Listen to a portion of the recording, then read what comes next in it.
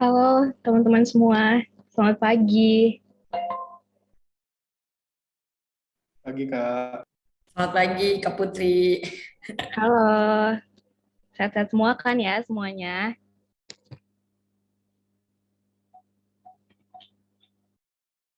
Alhamdulillah.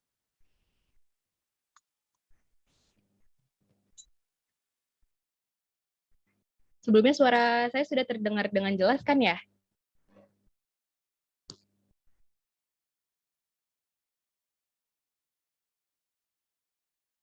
Halo? Sangat jelas. Oke, terima kasih. Sebelumnya, saya juga ingin mengucapkan terima kasih ya kepada teman-teman semua yang sudah menyediakan waktu luangnya untuk mengikuti acara Genbi Merajut pada pagi hari ini.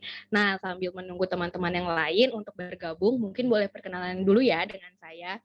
Halo, perkenalkan, nama saya Putri Rizky Amelia, selaku host yang akan memandu acara Genbi Merajut pada pagi hari ini.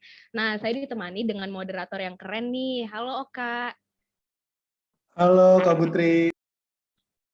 Oka, sebelumnya kita bakar semangat pesertanya dulu kali ya. Wah tuh, boleh tuh Kak Putri. Kita jargon Genbi kali ya. Semuanya kalau aku bilang Genbi, on mic semua ya.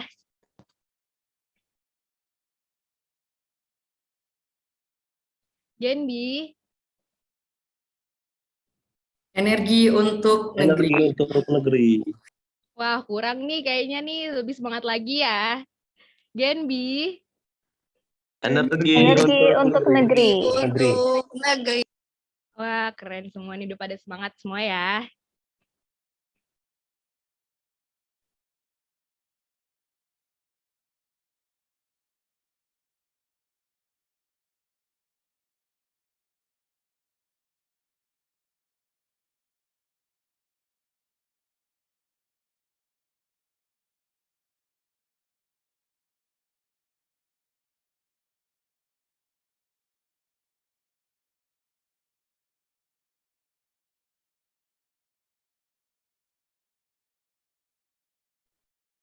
Baik semuanya, kita akan mulai acara pada pagi hari ini ya.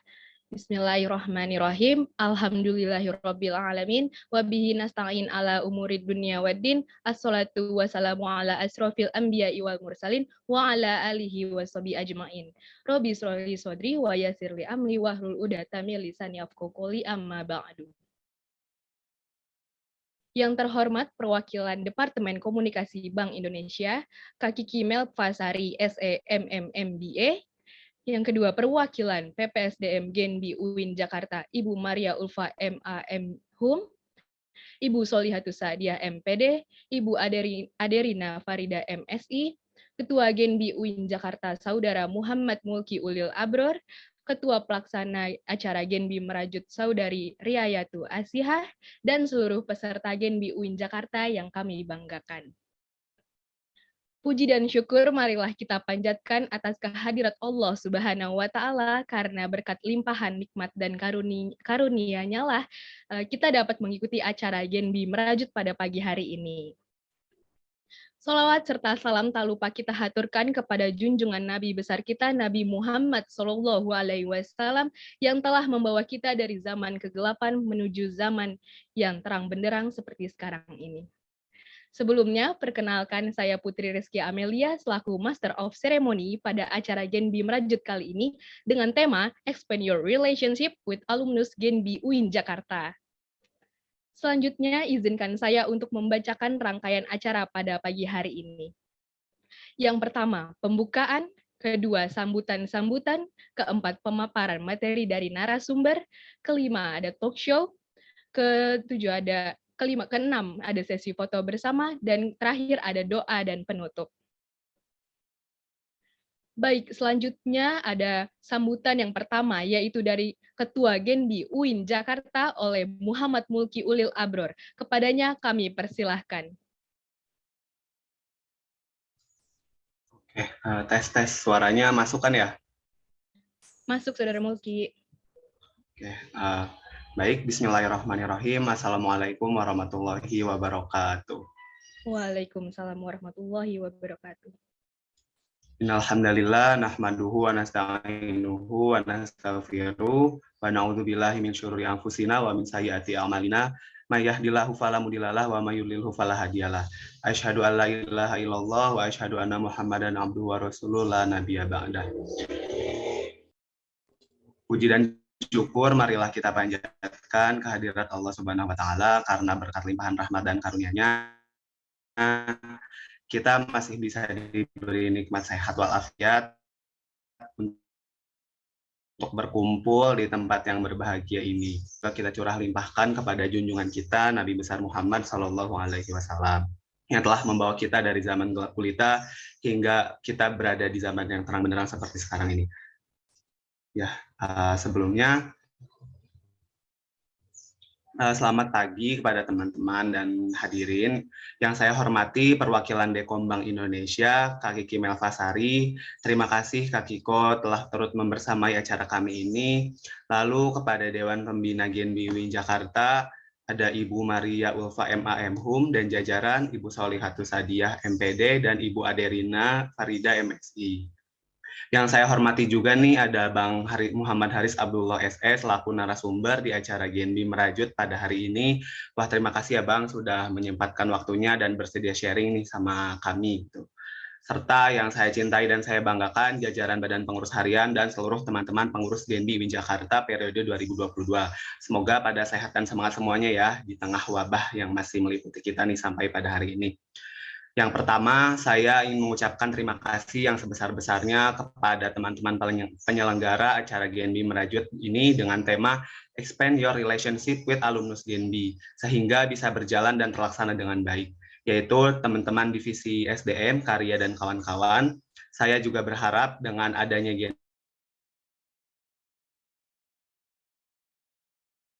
Genbi Merajut ini dengan para alumni Genbi gitu bisa terus terjaga juga silaturahminya serta yang terpenting bisa memberikan banyak insight nih untuk kita semua yang masih jadi mahasiswa supaya bisa keren dan setelah lulus nanti gitu setelah menjadi alumni seperti Bang Haris ini nih selaku speaker kita pada hari ini gitu. Sesuai dengan temanya nih Expand Your Relationship. Nah, nanti semoga dengan adanya acara Genbi Merajut ini bisa benar-benar memperluas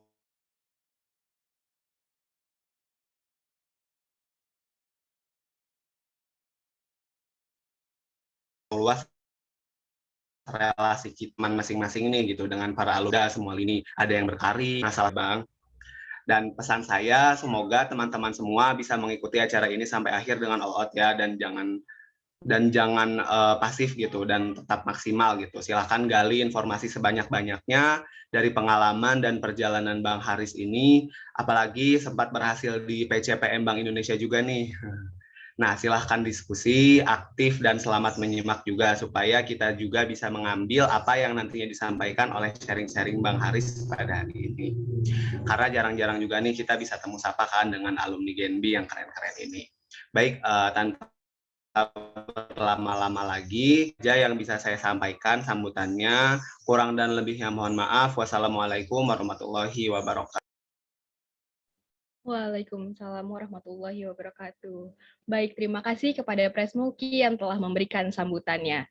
Selanjutnya yaitu sambutan dari PPSDM Genbi UIN Jakarta kepada Ibu Solihatus Sadiah MPD. Padanya kami persilahkan. Baik, terima kasih. Assalamualaikum warahmatullahi wabarakatuh. Waalaikumsalam warahmatullahi wabarakatuh.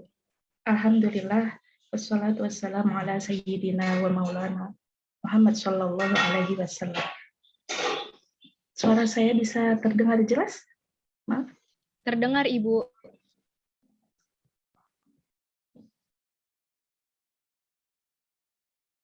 Yang terhormat,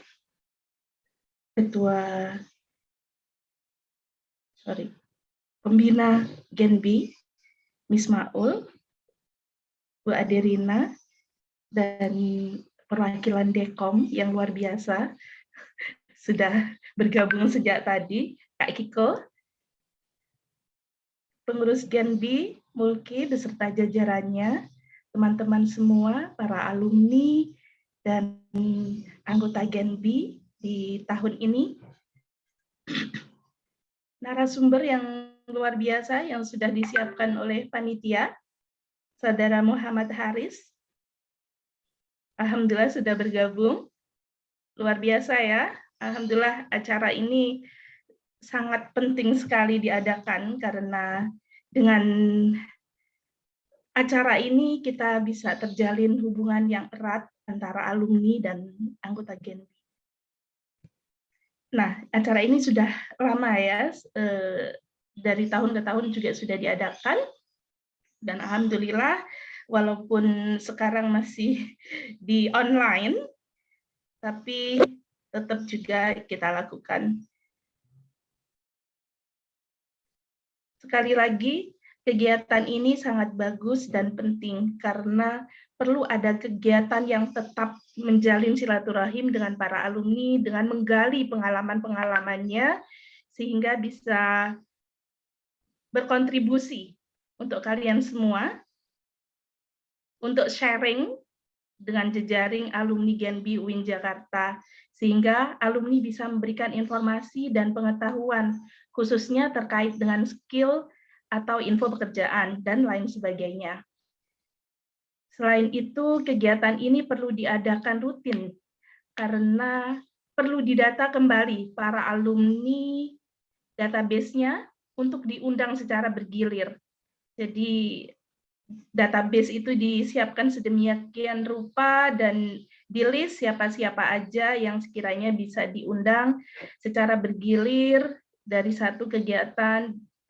Bisa dalam satu kegiatan itu bisa 1, 2, atau 3 dengan tema yang sudah disiapkan nantinya, sehingga ada kolaborasi para alumni yang bisa berkontribusi lebih kepada kalian semua, dan kalian juga mendapatkan informasi, skill, pengetahuan apapun yang nantinya bisa berguna buat kalian. Perlu disampaikan juga bahwa sudah ada grup Telegram khususnya alumni dan anggota Gen B UIN Jakarta yang dibentuk pada periode 2021. Karena itu para alumni semua harap dimasukkan ke grup Telegram. Jadi mungkin disiapkan juga ya untuk pengurus mendata sehingga para alumni bisa bergabung dalam grup Telegram. Ada komunikasi intens terhadap alumni sehingga kalian bisa mendapatkan sesuatu yang lebih dan kalian akan bisa lebih produktif dan kreatif untuk membangun negeri. Baik, itu yang saya sampaikan. Sekali lagi terima kasih kepada para panitia, pengurus, wabil khusus kepada Dekom, Kak Giko, Mismaul, Bu Ade, dan sangat saya banggakan nih Kak Haris bisa bergabung di sini, bisa berbagi kepada adik-adiknya. Terima kasih, mohon maaf. Assalamualaikum warahmatullahi wabarakatuh. Waalaikumsalam warahmatullahi wabarakatuh. Terima kasih kepada Miss Lika yang telah memberikan sambutannya. Selanjutnya yaitu sambutan dari Departemen Komunikasi Bank Indonesia kepada Kak Kiki Melfasari SEMM MBA. Kepadanya kami persilahkan. Terima kasih Putri. Assalamualaikum warahmatullahi wabarakatuh. Yang saya hormati Ibu Maria Ulfa yang sudah ada bergabung, dan Ibu Solikatus Adiah. Ibu Lika, terima kasih banyak. Dan sampaikan salam saya juga untuk Ibu Aderina Farida. Dan saya juga menyapa Mas Mulki yang sudah follow up dari kemarin. Dan MC-nya Mbak Putri, terima kasih. Teman-teman DNB yang sangat Kiko sayangi. Kiko lagi ya. Ini udah ketiga kalinya ya sepertinya dalam kurun waktu yang singkat 3 bulan belakangan ini ya. Alhamdulillahirrahmanirrahim, saya juga ingin menyapa calon partner saya. Mungkin nanti ketemu di kantor ya, Muhammad Haris Abdullah. Muhammad Haris, tadi saya udah melihat juga udah gabung. Sehat, Mas Haris? Sehat, Mbak Kiko. Sekarang lagi tahap apa, Mas Haris? Udah klasikal sih, Mbak. Udah klasikal ya. Ada juga rekan saya di kelas itu juga, namanya Mbak Fitri. Selamat datang di Bank Indonesia. Mungkin ini bisa menjadi inspirasi juga buat teman-teman UIN lainnya nanti untuk berkarya. Mungkin nanti ada salah satunya yang pengen ya Bu Lika ya, pengen di Bank Indonesia. Mudah-mudahan ada yang nyangkut ya. Mudah-mudahan ada yang pengen dulu nih. Amin, amin Kak. Ini ada pengen dulu nih, soalnya ada juga yang nggak pengen. Ya itu dia tadi sudah disampaikan tadi sama Miss Lika ya, banyak sekali manfaat dari namanya ikatan alumni. Kalau kita sendiri dari Bank Indonesia melihat ikatan alumni itu sangat penting sekali. Penting. Kita juga bisa melihat, menilai kan sebelum kita akses mahasiswa untuk mendapatkan beasiswa, ada tahapannya kita akses universitasnya dulu. Pada saat kita mengakses universitas, itu masukan dari alumni itu sangat penting buat kita. Sama seperti tahapan akreditasi ya Bu Lika ya, Bu Maria. Kalau misalnya universitas ingin meningkatkan atau mempertahankan akreditasinya, itu pasti masukan dari alumninya ditanya. Pasti. Dari lembaga yang mengakses akreditasinya pasti akan ada berapa persen penilaian dari alumni. Saya sendiri pun sampai saat ini masih ditanya, diberikan kuesioner. Bagaimana pandangan kami sebagai alumni untuk universitas gitu. Kita pasti sebagai alumni memberikan pandangan yang seobjektif mungkin ya. Lalu ikatan alumni UIN adalah salah satu yang saya rasa sangat bagus sekali. Sampai saat ini setiap tahunnya pasti ada acara. Salah satunya ini yang saya ikuti, ini kegiatan ikatan alumni pertama UIN yang saya hadiri. Alhamdulillah dari judulnya aja itu sudah expand your relationship. Itu sangat erat sekali konsep ikatan alumni. Ikatan alumni itu konsepnya cuma satu buat kami, yaitu membangun sinergi. Karena yang namanya ikatan alumni itu adalah chain yang nggak bisa putus. Dari universitas, mahasiswa aktif, sampai dengan alumni. Karena alumni itu penting sekali. Kalau kita melihatnya itu 4, teman-teman. 4 fungsi yang sangat penting dari ikatan alumni. Yang pertama itu adalah, udah saya catat tadi, alumni itu dapat berperan dalam memberikan masukan dan program nyata bagi kemajuan sekolah. Jadi alumni itu pasti diberikan kuesioner juga tuh tiap tahun sama universitas. Bagaimana ada masukan atau tidak untuk kegiatan selanjutnya, atau apakah ada fakultas yang harus ditambah, atau kegiatan-kegiatan ekstrakurikuler atau organisasi yang harus ditambah atau bahkan dikurangi karena tidak terlalu signifikan gitu pengaruhnya sebagai mahasiswa dan alumni. Terus yang kedua, alumni juga memiliki potensi dan kompetensi dalam membangun opini publik nama baik. Jadi seperti Mas Haris Abdullah ini kan membawa nama baik bendera UIN berarti di Bank Indonesia gitu. Karena saya tadi lagi minta datanya ya, alumni dari UIN yang sudah berhasil menjadi keluarga Bank Indonesia. Nanti saya akan susulkan kepada Mulki ya kalau sudah ada. Pasti kita sebagai pewawancara akan melihat, dari UIN gitu. Misalnya Mulki daftar nih sama Putri ya. Oh dari UIN nih, oh ya kita punya tuh yang sebelumnya udah ada Mas Haris, bagus kinerjanya gitu. Oh berarti dari UIN itu lulusannya bagus-bagus gitu. Nah itu membawa bendera dari UIN. Itu yang kedua, itu sangat membantu sih. Jujur Li, karena saya juga pernah tanya sama teman di DSDM, ikatan alumni itu sangat penting sekali. Apalagi PTN itu sangat erat ikatan alumni. Semoga nanti UIN juga menyusul ya. Yang lainnya lagi maksudnya angkatan multi. Terus yang ketiga, alumni itu sebagai produk sekolah yang dapat menjadi relasi penting dalam memperluas jaringan sekolah atau institusi di luar sekolah. Misalnya dalam GenBI Dekom, ya kan, ada 5, ada UIN, UI, IPB, terus ada STCB dan juga Atmajaya. Nanti Mulki akan sama teman-teman GenBI lainnya pasti sedikit banyak akan ketemu nih sama universitas-universitas lainnya, minimal di dalam kegiatan pengembangan GenBI Dekom. Misalnya tahun lalu kita ada yang workshop bersama Marcella FP sama Yudhistira Sondak kalau misalnya teman-teman ada ingat gitu. Itu waktu itu langsung ngobrol, di grup ngobrol dan segala macamnya. Jadi ada ikatan lah ya. Mudah-mudahan nanti pandemi berlalu jadi bisa on-site gitu ketemunya. Lalu yang terakhir, menurut kita alumni juga dapat menjadi sumber informasi dunia kerja dan usaha bagi lulusan baru. Jadi teman-teman ini penting banget kegiatan hari ini, expand your relationship, nanti kenal sama Mas Haris Abdullah, yang sebelumnya belum kenal jadi kenal, yang sebelumnya belum sayang jadi sayang gitu Mas Haris. Jadi kalau misalnya ada pembukaan PCPM segala macam, pasti nanti first call-nya adalah Mas Haris. Mas Haris waktu itu gimana tahapannya dan segala macamnya. Mas Haris, jadi nanti siap-siap nih dihubungin sama adik-adiknya nih nanti ya, ditanya tahapan-tahapannya dan segala macamnya. Masih relevan, PCPM itu patternnya hampir sama, apa namanya, tahapannya tuh hampir sama, model-model soalnya hampir sama. Jadi kalau misalnya teman-teman punya impian untuk bekerja di Bank Indonesia, pasti Mas Haris ini adalah first call teman-teman yang penting untuk dijaga silaturahminya. Itu sih dari saya. Ikatan alumni, Bu Lika, Bu Maria, titip untuk ikatan alumni UIN untuk tetap ada ikatan batin gitu. Jadi misalnya teman-teman nanti setelah lulus dari GNB, setelah lulus dari UIN juga masih bisa ngobrol sama teman-temannya, nggak hanya dari Bank Indonesia juga, dari universitas, dari lapangan kerja lain.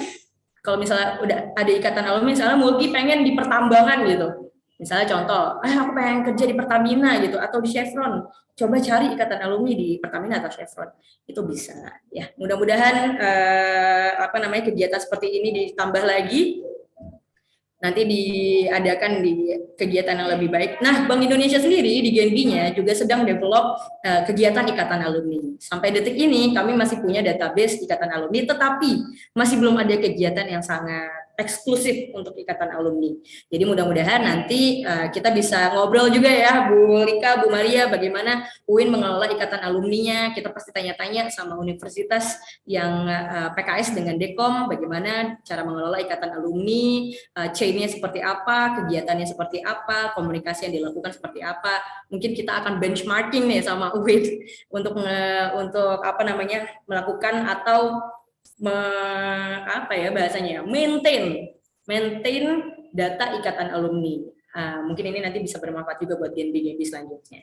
Itu aja dari saya. Semoga teman-teman masih tetap semangat, masih di awal tahun, sudah banyak kegiatan. Alhamdulillah, terima kasih banyak. Saya juga terima kasih juga sama Mas Haris, Bu Maria, Bu Lika yang sudah dengan generousnya mengizinkan teman-teman GNB untuk melakukan kegiatannya setiap tahunnya. Sangat bermanfaat sekali. Semoga berkesinambungan, karena itu tadi ikatan alumni adalah membangun sinergi. Jadi kita tetap harus silaturahmi. Core-nya silaturahmi ya, insya Allah bermanfaat dan juga berpahala buat teman-teman GNB ini yang menjadi panitia. Terima kasih banyak. Mohon maaf jika ada salah-salah kata. Dilanjutkan, terima kasih Mas Haris, semoga bermanfaat buat adik-adiknya. Teman-teman juga dengerin terus Mas Haris ya, karena setiap yang Mas Haris katakan itu sudah kejadian nyata, sudah lolos di BNI dan juga sudah lolos di BUMN dan sudah lolos di lembaga negara. Luar biasa sekali. Terima kasih banyak. Wabillahi taufiq wal hidayah. Wassalamualaikum warahmatullahi wabarakatuh. Waalaikumsalam warahmatullahi wabarakatuh. Terima kasih kepada Kak Kiko yang telah memberikan sambutan-sambutannya. Terima kasih juga kepada yang telah memberikan sambutan, ada Pres Mulki, ada Miss Lika, dan Kak Kiko. Baik, itulah tadi ya serangkaian acara sambutan. Acara selanjutnya adalah acara inti nih teman-teman, yaitu GNB Merajut yang akan dipandu oleh moderator keren kita nih pagi ini, yaitu Muhammad Dafa Oka Maulana. Untuk Saudara Oka, halo Saudara Oka, apakah sudah mendengar suara saya? Halo Kak, sudah Kak. Halo Kak, apa kabar?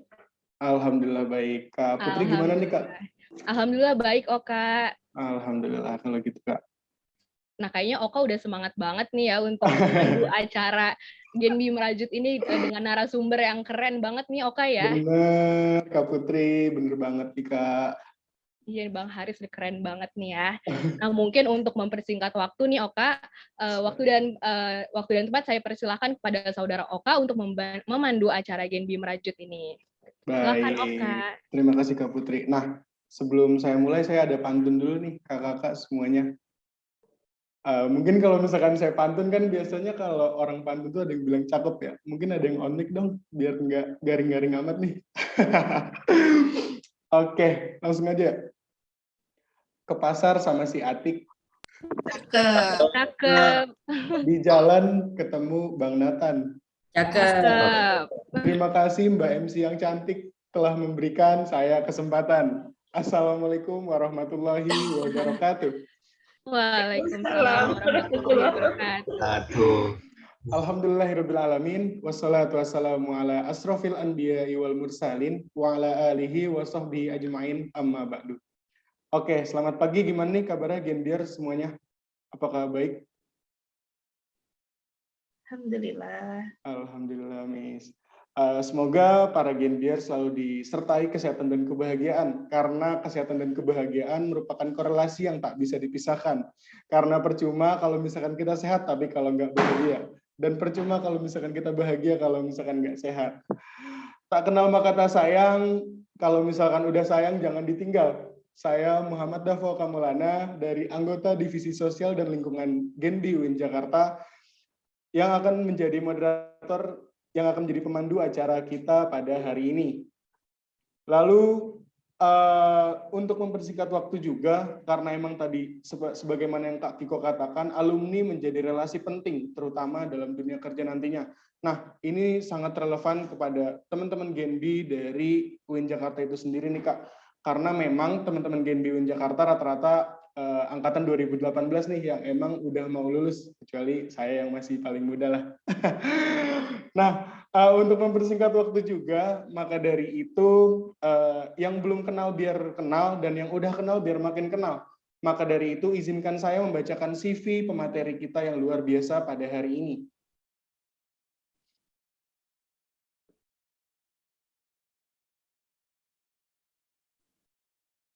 Untuk panitia mungkin bisa di-share screen untuk CV pemateri kita.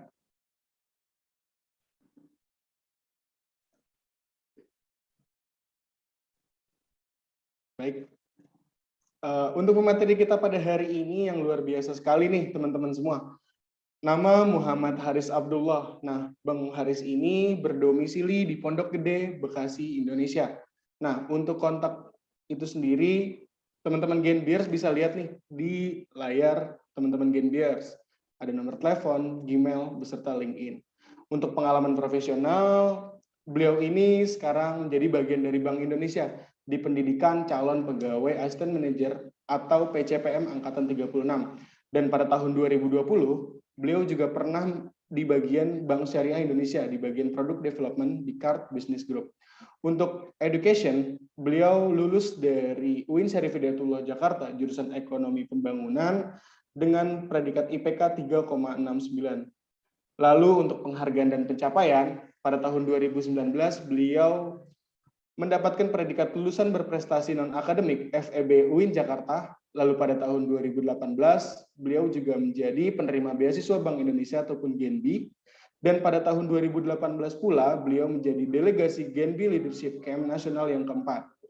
Dan untuk pengalaman organisasi, pada tahun 2017 sampai 2019, beliau menjabat sebagai Menteri Pendidikan IMEPI ataupun Ikatan Mahasiswa Ekonomi Pembangunan Indonesia di Jawa bagian Barat.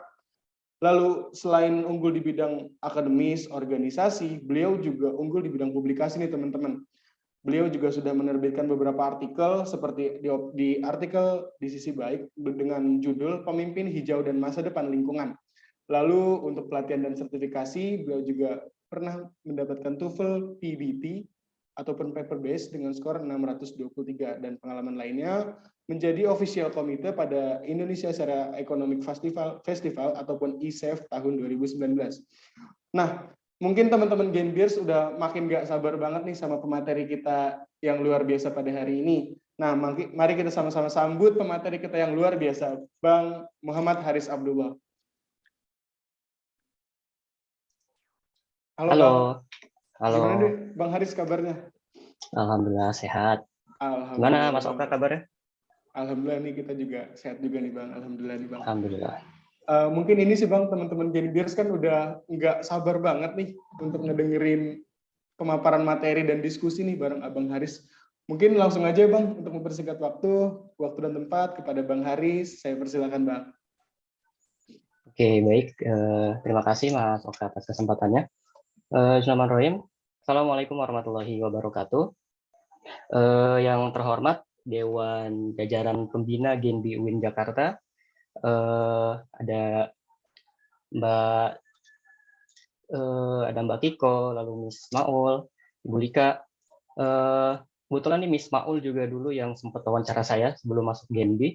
Jadi terima kasih atas kesempatannya. Pertama-tama tentunya puji syukur atas kehadirat Allah Subhanahu wa Ta'ala yang mana telah mengizinkan kita untuk berkumpul pada saat ini. semoga kita semua dalam kondisi sehat ya di tengah pandemi yang masih berjalan sampai dengan sekarang. Oke, mungkin bisa langsung aja kali ya. Pertama-tama tadi sebelumnya mungkin saya ingin apresiasi dulu kepada GenBI UIN Jakarta yang sudah menginisiasi program ini. Jujur mungkin dulu ketika kepengurusan saya belum sempat ada satu sesi khusus gitu yang benar-benar untuk sharing alumni. Biasanya memang sharing alumni itu pada sesi rapat kerja dan sebagainya. Jadi memang biasanya hanya selingan. Nah, dengan adanya sharing session ini diharapkan juga menjadi sarana untuk alumni-alumni lain untuk berbagi juga, karena banyak juga kok alumni-alumni yang keren. Ada yang lulus CPNS, ada yang dapat beasiswa ke luar negeri dan sebagainya. Oke, mungkin langsung aja. Ini karena ini sharing session, jadi mungkin saya lebih nanti bakal kita lamain di talk show aja kali ya, di sesi tanya jawab. Ya, mungkin boleh lanjut slide-nya dulu. Oke, nah ini mungkin CV saya yang tadi juga udah dibacakan oleh Mas Oka ya. Singkatnya itu, tapi ada satu yang belum saya mention, yaitu juga saya sempat dapat tawaran beasiswa di LPDP Kementerian Keuangan pada tahun kemarin juga 2021. Tapi karena satu dan lain hal, dan akhirnya saya juga diterima di PCPM Bank Indonesia, akhirnya saya memutuskan untuk lanjut di PCPM. Jadi kalau teman-teman yang misalnya ada yang pengen tanya-tanya juga terkait proses seleksi beasiswa, bisa mungkin nanti ditanyakan aja ya. Lanjut. Oke, ini dia mungkin sedikit foto-foto dokumentasi singkat ya. Saya bersama GenBI UIN Jakarta. Dulu sih acaranya benar-benar luar biasa banget sih ya, karena dulu memang belum ada pandemi, acara masih offline, jadi memang banyak kegiatan.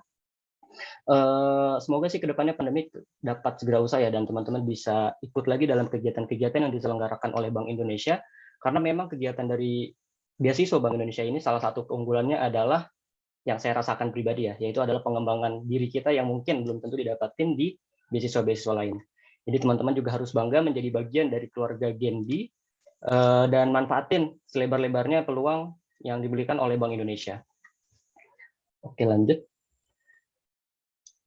Oke, jadi mungkin kemarin udah dikasih tor ya dari panitia tentang apa aja yang baiknya disampaikan kepada teman-teman semua. Nah, mungkin di sini pertama-tama saya pengen bahas tentang opportunity cost. Mungkin kalau teman-teman yang dari ekonomi pembangunan udah tahu lah apa itu opportunity cost. Nah, mungkin singkatnya opportunity cost itu adalah biaya yang harus kita relakan jika kita mengambil sebutlah mengambil keputusan lain. Sebagai contoh ya, ketika contohnya misalnya gini, kita pengen kuliah atau kita pengen kerja. Jika kita mengambil kuliah, maka anggap kita mendapatkan uang jajan dari orang tua kita sebesar 1 juta. Jika kita bekerja, kita mendapatkan gaji sekitar 5 juta per bulan. Nah, jika kita mengambil kuliah, maka 5 juta tersebut dari aktivitas bekerja itu merupakan opportunity cost. Nah, di sini mungkin saya ingin menggambarkan bahwa kadang itu hidup ada pilihan ya. Jadi memang hidup itu tentang memilih. Jadi kadang kita harus memilih, misalnya aktif organisasi atau fokus kuliah lagi kerja dulu, nikah dulu atau karir dulu, dan sebagainya. Tapi menurut saya pribadi juga tidak semua ini bisa diaplikasikan dalam kehidupan. Karena hidup itu nggak cuma hitam putih ya teman-teman. Jadi bisa kok kita fokus kuliah sambil aktif organisasi, lalu juga kerja dulu kuliah lagi, walaupun ini mungkin sedikit sulit ya. Karena contohnya tadi saya juga ada opportunity cost, saya tidak mengambil beasiswa dari LPDP karena ingin fokus kerja dulu di Bank Indonesia, dan sebagainya. Jadi intinya kadang-kadang hidup itu tentang memilih teman-teman. Jadi di kesempatan ini juga saya pengen banyak bahas nanti pengalaman-pengalaman saya dan dalam menentukan pilihan atau juga gimana menyatukan pilihan itu agar bisa berjalan. Oke, lanjut. Oke, salah satu poin yang kemarin cukup unik dari TOR yang dikasih oleh panitia adalah tips dan trik untuk lulus tepat waktu. Jadi memang alhamdulillah saya salah satu mahasiswa yang bisa lulus tepat waktu walaupun sedikit mepet sih ya. Saya lulus itu wisuda Desember 2019 walaupun sidangnya itu sudah lama sebelumnya. Jadi ini beberapa tips dari saya. Yang pertama adalah siapkan target. Maksud siapkan target ini mungkin kalau teman-teman sering ikut pelatihan gitu ya, pelatihan motivasi dan sebagainya, itu seringlah ada arahan dari motivator itu untuk menuliskan target kalian, impian kalian. Mungkin saya sendiri kurang percaya sih ya, tapi mungkin kadang benar adanya. Karena dulu ketika tahun 2015 saya opak itu mungkin sekarang PBAK ya, masa-masa ospek gitu. Dulu sama ada sharing alumni kayak gini, datang alumni, dia sharing-sharing tentang bagaimana dia lulus dan sebagainya, dan di situ saya sempat termotivasi untuk bisa lulus tepat waktu. Jadi dulu ada bukunya mungkin, tapi sekarang udah hilang, saya kurang tahu. Dulu ada buku dan saya tulis di situ 2019 sarjana ekonomi. Tapi udah habis itu saya lupa bukunya, entah hilang apa gimana. Lalu setelah saya lulus beberapa bulan kemudian, udah agak lama, saya nemu lagi bukunya. Ketika saya buka ternyata masih ada tulisan itu, dan ternyata benar tercapai salah satu target saya itu. Nah, entah bagaimana caranya, mungkin itu menjadi semacam motivasi bawah sadar atau menjadi doa, tapi target itu merupakan hal yang penting. Jadi kalau kamu emang pengen lulus cepat atau tepat waktu, ya maka tetapkan target yang jelas. Lalu yang kedua, fokus. Ini mungkin sebenarnya saya ini dulu ya, ini tips-tips ini lebih kepada tips-tips pribadi saya ya. Jadi mungkin kalau kalian cari di internet itu banyak tips-tips dari orang-orang lain yang tentunya berbeda. Lalu yang kedua itu fokus, find your golden hour. Jadi apa itu golden hour? Tentunya kalau kita mengerjakan skripsi itu, mungkin di sini ada yang udah mulai skripsian juga, saya kurang tahu. Nah, kadang tuh pasti kita sering banget ketemu waktu-waktu kita mentok gitu. Kita nggak tahu mau nulis apa, kita mentok, akhirnya skripsinya nggak lanjut. Itu sih salah satu permasalahan yang paling penting terjadi ketika kita nggak, apa ya istilahnya, ketika kita lulusnya lama, kadang itu biasanya permasalahannya di situ, yaitu kita mentok nggak tahu mau nulis apa. Kalau saya sendiri dulu find your golden hour, jadi cari jam-jam kalian semangat untuk mengerjakan tugas. Kalau saya pribadi itu dulu sekitar jam 1 pagi sampai jam 4 pagi, jadi emang jam-jam yang kurang sehat sih sebenarnya kalau dibilang ya, itu akhirnya jadi begadang dan sebagainya. Tapi ya itu akhirnya itu menjadi jam-jam yang saya semangat untuk menulis. Tentu setiap orang berbeda ya, jadi kalian juga harus cari sendiri. Lalu cari rekan skripsian, nah ini tentunya untuk meningkatkan semangat juga, cari teman-teman yang juga sama-sama semangat ngerjain skripsi. Dan yang terakhir ini buka file skripsi. Ini salah satu tips yang sangat bermanfaat banget buat saya. Jadi saya nggak nyuruh buat kerjaan skripsi, tapi buka aja file skripsinya. Karena kadang ketika kita buka file skripsi, itu kita scroll-scroll, kita nemu aja misalnya ada typo, ada kata yang harus diubah dan sebagainya. Dan ujung-ujungnya ya akhirnya nemu gitu mau nulis apa, dan akhirnya keterusan dan keterusan. Jadi memang kadang yang paling berat itu buka file skripsi. Jadi ketika kita sudah buka laptop, itu buka file skripsinya itu kadang berat. Jadi memang itu harus dipaksain dengan buka aja dulu file skripsinya. Terus baca-baca, nanti bakal ketemu deh mau ngerjain apa. Oke, lanjut. Nah, ini mungkin sedikit kisah saya ya. Dulu ketika sempat magang di UNDP, itu sebelum saya lulus. Jadi sebelum lulus itu saya magang di UNDP di Sustainable Development Financing. Itu NGO internasional ya, jadi memang sangat multicultural dan sangat beda lah dengan budaya di UIN. Nah, di situ saya banyak banget belajar, dan pada waktu itu kontrak saya 3 bulan. Di situ saya lagi galau lah istilahnya, di mana saya itu dari 2019 udah masuk masa tahun saya udah pada mulai lulus gitu ya. Ketika saya mau fokus magang tuh banyak teman-teman yang sidang kompre dan sebagainya. Nah, itu pasti nggak tahu sih kalau teman-teman gimana. Kalau saya itu ngerasa kayak, waduh, udah ketinggalan jauh nih. Teman-teman udah pada sidang, udah pada foto-foto gitu kan. Sedangkan gue masih di kantor, masih ngantor doang dan sebagainya. Ya, walaupun pada saat itu memang ada kesempatan untuk ini sih ngerjain skripsi juga di kantor. Walaupun ya susah, kalau saya pribadi sedikit susah ketika harus bagi 2 tugas yang penting seperti ini. Nah, jadi ketika saat itu akhirnya kontrak saya selesai pada sekitar bulan Juli. Dan kemudian saya berpikir gitu, maksudnya apakah akan extend kontrak? Karena kalau di kebanyakan organisasi internasional teman-teman, itu biasanya kontrak itu kalau nggak masuk dari jalur tenaga ahli, kalian bisa masuk melalui jalur intern seperti ini. Jadi kalian magang, lalu kemudian setelah beberapa bulan itu kalian bisa diangkat menjadi pegawai. Jadi di situ saya ada peluang pilihan tuh. Saya belum lulus tapi bisa lanjut magang, lalu ada peluang jadi pegawai tapi skripsi saya belum selesai, atau kemudian saya selesai untuk fokus ngerjain skripsi. Nah, jadi di sini akhirnya keputusan yang berat banget pada waktu itu, akhirnya saya memutuskan untuk fokus skripsi.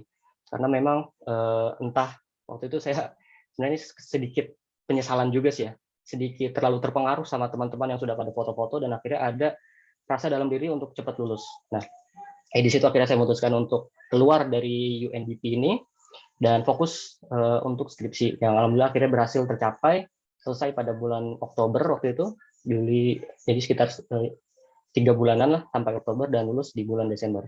Dan setelah itu ya mungkin adalah rasa penyesalan gitu. Ini mungkin yang saya sebut tadi opportunity cost. Apakah kemudian saya memilih untuk lanjut berkarir di UNDP ini atau kemudian memilih skripsi. Adalah rasa penyesalan gimana, mungkin pasti kita berpikir kayak seandainya gitu ya. Dulu kalau misalnya lanjut di sini ya mungkin saya sekarang udah jadi konsultan di PBB gitu kan, siapa sih yang nggak pengen di PBB, institusi internasional dengan exposure-nya yang luar biasa lah. Tapi alhamdulillah sekarang tentunya jalan karir udah berbeda sih ya. Jadi memang menurut saya juga ini salah satu pembelajaran. Allah itu sudah menetapkan bagaimana nanti kita akan di akhir. Maksudnya akan menetapkan kita akan ditempatkan di mana sih, walaupun mungkin kita sempat berpikir sedih atau berpikir seandainya begitu. Oke, lanjut. Nah, lalu mungkin ini salah satu isu atau salah satu perdebatan yang sering banget muncul ya. Apakah memang benar fokus organisasi, aktif organisasi itu bisa bikin kita lama lulus? Mungkin jawaban ini saya nggak bisa jawab secara hitam atau putih. Jawaban ini lagi-lagi kembali kepada diri masing-masing. Jawabannya itu pertanyaannya adalah fokus kuliahnya untuk apa, lalu kemudian apa aktivitasnya. Karena memang semua orang itu aktivitasnya nggak sama ya. Mungkin di sini ada yang menjadi tulang punggung, ada di sini yang ingin fokus akademik, ada yang ingin fokus untuk kuliah, dan sebagainya. Jadi memang saya sendiri merupakan orang yang aktif juga di organisasi. Ini ada organisasi eksternal juga, INEPI, lalu juga HMJ, internal, dan tentu di GenBI ini juga.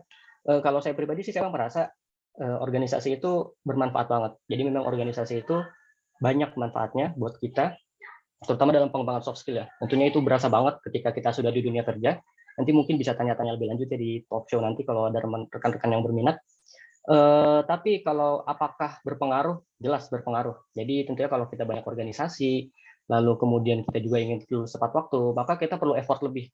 Karena tentunya pembagian waktu kita juga akan semakin sulit. Maka kemudian itu tadi, kita harus menetapkan target yang jelas, lalu juga kita harus fokus. Nah, kebetulan ketika ketika masuk 2019, saya udah memutuskan tidak mau lanjut organisasi lagi. Jadi memang kebanyakan organisasi ini saya demisioner di awal 2019.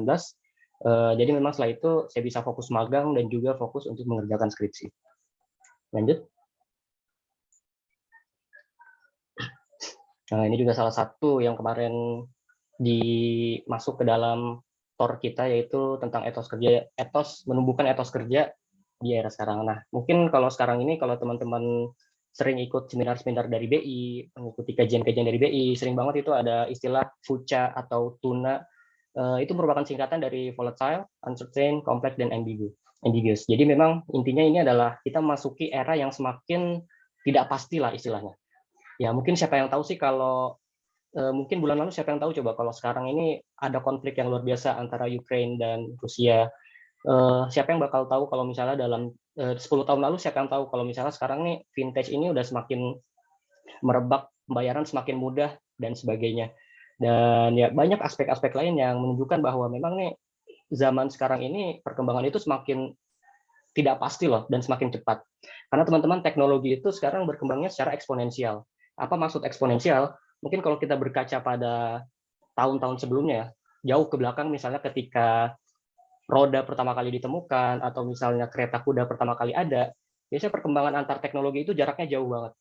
Sedangkan sekarang, kalau kita lihat, handphone aja baru ditemukan pada kapan, lalu kemudian muncul inovasi-inovasi baru, ada digitalisasi, sekarang mungkin ada crypto assets, kedepannya ada central bank digital currency, dan sebagainya. Yaitu intinya perkembangan teknologi dan digital itu semakin cepat, dan kita sebagai SDM ya, sebagai manusia, apalagi yang masih kuliah nih, harus ngembangin skill-skill yang ada untuk bersiap di era ini yang semakin uncertain gitu. Yang pertama adalah growth mindset. Ini mungkin sedikit teoritis juga, nggak apa-apa ya. Jadi kita harus menumbuhkan growth, kemauan untuk terus bertumbuh. Ya mungkin sekarang ya kalau kalian membuka usaha kuliner, sedikit susah bertahan kalau misalnya kalian tidak menggunakan aspek-aspek digital, misalnya manfaatkan e-commerce, penjualan online, dan sebagainya. Lalu yang kedua, kemauan belajar. Nah, jadi teman-teman, mungkin kalau ada yang tahu Bapak Peri Warjio, Gubernur Bank Indonesia sekarang, dia itu merupakan sosok yang luar biasa, yang memang sangat mengedepankan kemauan untuk belajar. Jadi gimana kita mau dan semangat untuk belajar itu sangat penting untuk kita terus berkembang. Kalau kata Bapak Peri Warjio itu cinta ilmu. Jadi kita harus cinta ilmu. Kalian nih di GenBI, apalagi ya sebagai anak GenBI, sebagai perpanjangan tangan BI lah, grassroots-nya BI, kalian juga harus banyak manfaatin ilmu yang diberikan oleh Bank Indonesia. Banyak banget kajian-kajian, banyak banget program pengembangan dari Bank Indonesia, seperti tadi ada mungkin pelatihan-pelatihan gitu. Saya kurang tahu ya kalau sekarang ini apakah masih sistem delegasi atau seperti apa, atau sudah full online. Tapi ya kalian sebisa mungkin manfaatin itulah sebagai sarana kalian untuk belajar. Lalu yang ketiga, adaptif. Kita juga harus menjadi orang yang sangat mampu beradaptasi lah, jangan mudah ketika terjadi perubahan ya kita harus sigap, harus siap dengan perubahan tersebut, siapkan skill-skill yang memang akan relevan di masa depan. Udah banyak penelitiannya, mungkin teman-teman bisa baca. Dan terakhir itu resilience, yaitu atau mungkin ketahanan lah, bagaimana kita tahan menghadapi perkembangan yang semakin keras ini. Mungkin sekarang banyak banget istilah-istilah di Twitter ya, kena mental, terus apalagi butuh healing dan sebagainya. Nah ini mungkin satu sisi memang it's okay, memang perlulah kita untuk healing, terus work-life balance dan sebagainya. Tapi di satu sisi kita juga harus memperhatikan bahwa itu juga menggambarkan resiliensi kita. Jangan sampai ya misalnya kita bertemu satu masalah, lalu bukannya kita malah menghadapi masalah tersebut, kita malah healing, lalu malah curhat di Twitter dan sebagainya. It's okay, itu preferensi pribadi. Tapi kita harus menemukan resiliensi dalam diri kita tersebut. Kita harus siap gitu ketika menghadapi masalah, anggap itu sebagai pembelajaran. Belajar dari pembelajaran tersebut agar kemudian ke depannya kita nggak menghadapi kesalahan yang sama gitu. Nanti mungkin saya juga bakal cerita sedikit ya perjalanan hidup saya yang nggak selamanya naik ya, ada naik, ada turun. Oke, mungkin ini etos kerja yang teman-teman harus siapin ya, karena memang era ke depan ini makin tidak jelas. Nggak ada yang tahu nih, misalnya bulan depan ada perang baru atau misalnya ada teknologi baru yang keluar. Jadi intinya kita harus siap.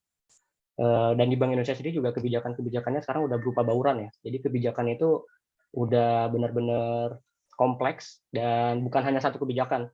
Misalnya sistem pembayaran gitu enggak. Sekarang sudah bauran kebijakan dari sistem pembayaran, kebijakan moneter dan sebagainya itu dipadukan lah istilahnya. Lanjut. Nah, ini di ups and downs of life. Ini mungkin cerita kehidupan saya juga ya. Mungkin materi saya sudah cuma sampai sini ya, jadi emang nggak banyak karena emang kita banyakin di sharing-sharing aja. Jadi kisah saya ini sebenarnya ya kalau boleh cerita, tadi udah banyak cerita juga, nggak selamanya naik, karena memang itu sih siklus kehidupan. Pasti ada naik, ada turun, dan sebagainya. Jadi kalau saya boleh cerita, tadi sudah cerita ketika saya kuliah sampai saya lulus di 2019, lulus tepat waktu ya alhamdulillah. Tapi yang menjadi permasalahan adalah ketika saya lulus pada Desember 2019 itu, mungkin saya bisa disebut hampir sarjana yang lulus di era COVID. Jadi memang lulus di 2019, kemudian ya saya sempat rehat dulu sambil sedikit-sedikit cari kerja, dan kemudian COVID itu datang, COVID itu udah mulai muncul di global, dan kasus pertama di kalau nggak salah Maret di 2020. Akhirnya saya itu sampai menganggur ya teman-teman, sekitar 7 bulan. Jadi memang luar biasa banget. Perasaan saat itu sangat campur aduk ya, memang mungkin kalau teman-teman yang belum lulus, semoga bisa dapat segera cari kerja ya, karena ternyata menganggur itu rasanya nggak enak banget. Jadi memang selama periode itu saya sempat merasakan, ya sebutlah depresi, lalu overthinking, lalu quarter life crisis, dan sebagainya. Itu semuanya ada, sehingga ya mungkin ada kayak perasaan stres gitulah ya. Jadi setelah saya lulus itu, sempat banyak panggilan-panggilan interview, salah satunya juga waktu itu sempat hampir jadi tenaga kontrak di Bank Indonesia KPW Jawa Barat, itu di Bandung. Itu tepat banget kasus pertama di Indonesia muncul, saya ingat banget itu, saya lagi di bis, itu berita muncul kasus pertama COVID di Indonesia, berarti itu di sekitar Maret ya. Jadi akhirnya setelah itu lowongan-lowongan itu semakin sedikit, semakin susah. Jadi memang pada saat itu teman-teman saya juga menganggurnya cukup lama. Jadi memang kondisi yang sangat sulit. Jadi memang itu mungkin bisa saya sebut sebagai salah satu down saya yang paling rendah, di mana saya merasa insecure dan sebagainya. Jadi di situ kemudian gimana cara saya bangkit dari kondisi tersebut, karena memang kalau menurut saya ketika sudah menganggur itu siklusnya agak serem teman-teman. Jadi ketika malam itu biasanya overthinking. Jadi karena overthinking itu nggak bisa tidur. Karena nggak bisa tidur, akhirnya ya kita coba main HP atau main laptop dan sebagainya, akhirnya malah begadang, tidur di pagi hari, bangun di sekitar siang, dan itu akhirnya menyebabkan siklus yang tidak sehat banget sih menurut saya. Mungkin ya wajar kalau orang bilang kalau pengangguran kerjanya tidur doang, ya karena memang seringnya malamnya begadang, karena ya itu kalau saya pribadi karena ada overthinking, ngerasa, dan itu tadi misalnya ketika saya sudah nganggur lama, muncul tuh pikiran-pikiran seandainya, coba kemarin pas gua magang kemarin tuh nggak gua putus kontraknya, mungkin sekarang gua lagi kerja dan sebagainya. Dan akhirnya saya coba memutus siklus tersebut, karena akhirnya ini menyebabkan saya tidak produktif. Jadi kan karena ya kerjanya saya cuma tidur di siang hari, di malamnya kemudian bangun, itu akhirnya tidak sehat, baik itu kesehatan mental, kesehatan tubuh, dan sebagainya. Akhirnya saya coba putus siklus itu. Yang pertama adalah simpel aja, itu paksain tidur cepat aja. Jadi tentunya cukup sulit ya kalau misalnya itu kan COVID ya, sesuatu kondisi yang nggak bisa kita ubah. Kalau kita permasalahan itu akar permasalahannya adalah COVID. Nggak mungkin dong saya misalnya mencoba menuntaskan masalah COVID sendirian. Ya, akhirnya saya coba ubah apa yang bisa saya ubah dalam diri saya itu tidur cepat aja dulu. Jadi dengan tidur cepat akhirnya siklus mulai berubah, akhirnya juga kesehatan tubuh menjadi lebih baik, dan ibadah juga karena kondisi itu juga menuntut untuk banyak ibadah juga ya teman-teman. Jadi itu ibadah juga menjadi lebih lancar. Alhamdulillah setelah 7 bulan itu udah stres banget. Dapat tawaran kerja di dulu masih BNI Syariah ya.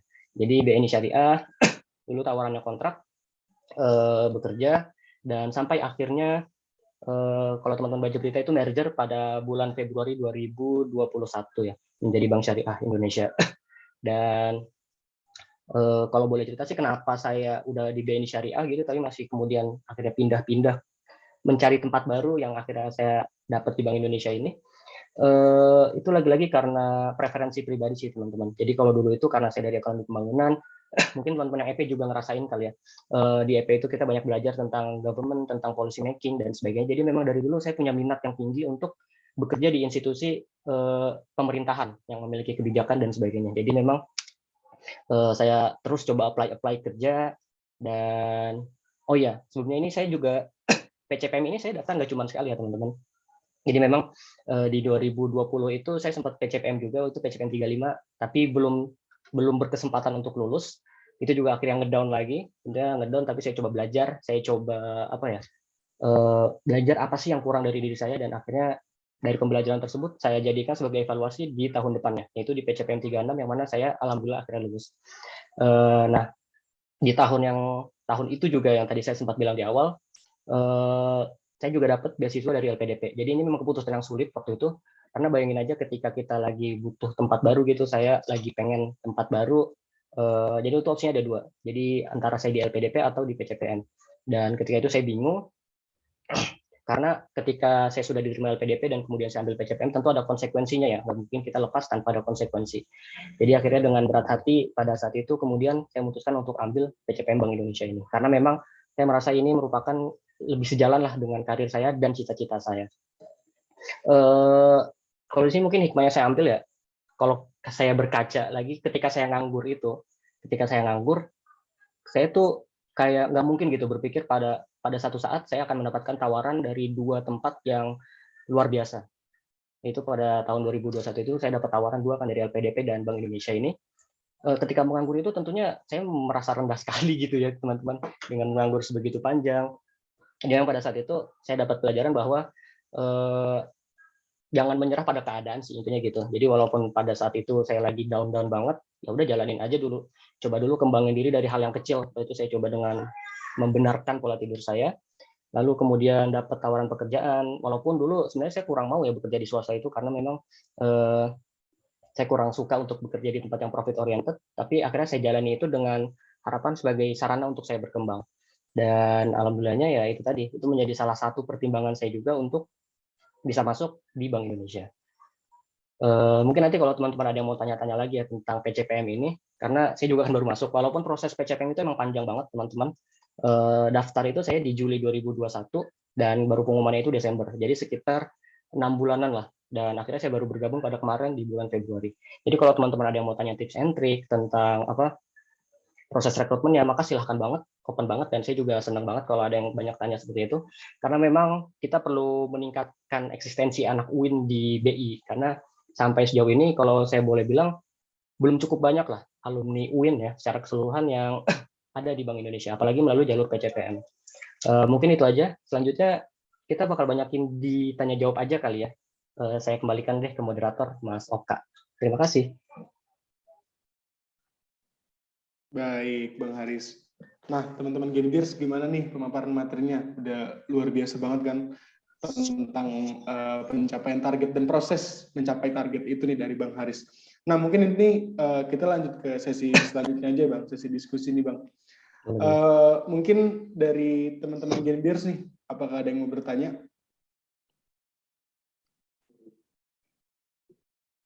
Ayo nih, siapa yang mau bertanya? Gimana nih teman-teman Genbiers, mumpung Bang Haris ada waktu nih. Iya, nggak apa-apa, kita di santai aja, kalau ada yang mau nanya seputar hal apa juga silakan langsung. Oke, mungkin dari saya sih Bang. Kalau ini kilas balik dulu ketika Abang jadi pengurus Genbi nih Bang.